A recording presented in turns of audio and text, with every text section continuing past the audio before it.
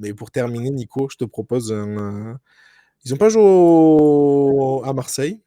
Ils ont pas tous les 2 joué au Barça. C'est Iniesta, Messi, Iniesta, Xavi. Face à face, tu prends qui, Nico? Iniesta.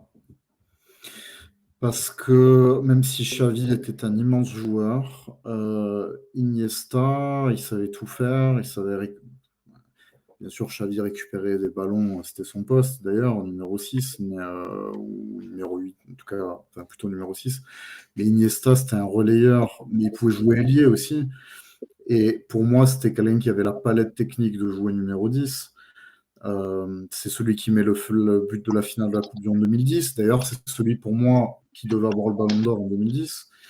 Donc Iniesta, voilà, il savait à la fois gratter des ballons, en donner, et en plus, c'est l'humilité à toute épreuve. C'est quelqu'un qui il a toujours été humble, mais toujours faire parler ses pieds plutôt que dire un mot plus haut que l'autre. Donc à la fois pour le palmarès, un palmarès XXL où il a tout gagné avec le Barça, avec l'Espagne, hein, Coupe du Monde, Championnat d'Europe et la Ligue des Champions, plusieurs Ligas, Super Coupe, etc., d'Europe et d'Espagne. Enfin, il a tout gagné. Et à la fois pour son attitude sur le terrain et en dehors, je trouve que c'est un exemple pour les observateurs, pour les jeunes joueurs.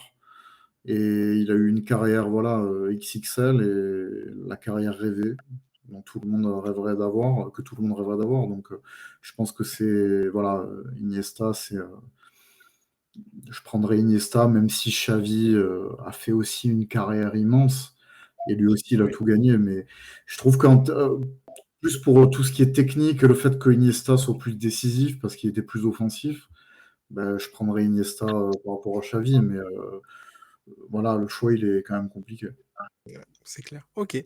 Vous voulez réagir vous serez d'accord, Greg, David? Moi, je suis d'accord. Iniesta. Moi, je suis d'accord. Et puis le fait que. Alors après, mais le fait que Xavi, moi, je l'aime pas. Enfin, après, on parle de joueur. Mais en termes d'attitude, j'ai pas du tout aimé son attitude d'entraîneur au Barça, à pleurer, à pleurnicher, à crier sur les arbitres. Donc, je pense que le joueur était pas bien différent forcément, parce que tu changes pas comme ça. Et Iniesta a toujours été, je pense, voilà, il a été très, très calme. Il a jamais, par contre, par exemple, il est jamais parti en Arabie Saoudite dans le Golfe. Il est parti au Japon. Je pense pas que c'était pour l'argent qu'il est parti au Japon, même s'il a dû être bien payé, mais peut-être qu'il voulait découvrir quelque chose. Xavi, par exemple, est parti au Qatar, donc je pense que Je suis pas sûr que c'était pour les sushis non plus. non, mais bon, malgré tout, je pense que le Japon, t'as pas non plus un salaire qui est, ça se saurait. Donc Xavi est parti au Qatar, donc je pense que rien que déjà là-dessus, je pense que ça montre entre guillemets la mentalité des deux. Et moi, personnellement, je préfère Iniesta. Ok, très bien. Parce que Xavi au Qatar, c'était pas pour 2 euros qu'il a entraîné Al-Sadd. Non, mais avec le Japon, il avait des accords pour son entreprise de vin, Ouais, je crois. viticole, Enfin, ouais, c'est ça, tout à fait. Ouais. Ouais, bien sûr. viticole. Non, mais C'est oui. quand Non, même mais bien sûr.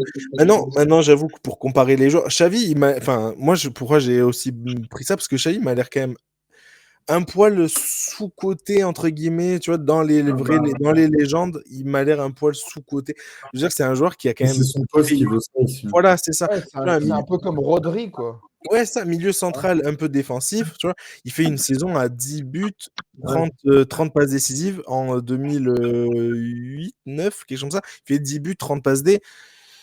Après, Pour un joueur milieu défensif, milieu central défensif, il était incroyable. Et moi, j'avais envie de poser ça. Je suis d'accord avec vous, j'aurais pris Iniesta aussi sur la palette technique. Enfin bref, il est incroyable. Et en plus, Iniesta, voilà, vraiment, ça a l'air. Je pense, j'ai beaucoup de, comment dire, beaucoup de respect pour ce type de joueur-là, un joueur qui vraiment dans le cœur du jeu et qui perd entre guillemets aussi peu de ballons, mais enfin bref, c'est très très fort, quoi. C'est tellement fort. Iniesta, quoi. Je suis obligé de prendre Iniesta, mais voilà, j'avais après envie de. la question est compliquée parce que c'est les seuls joueurs que tu nous as dit qui, en fait, ne se sont jamais lâchés.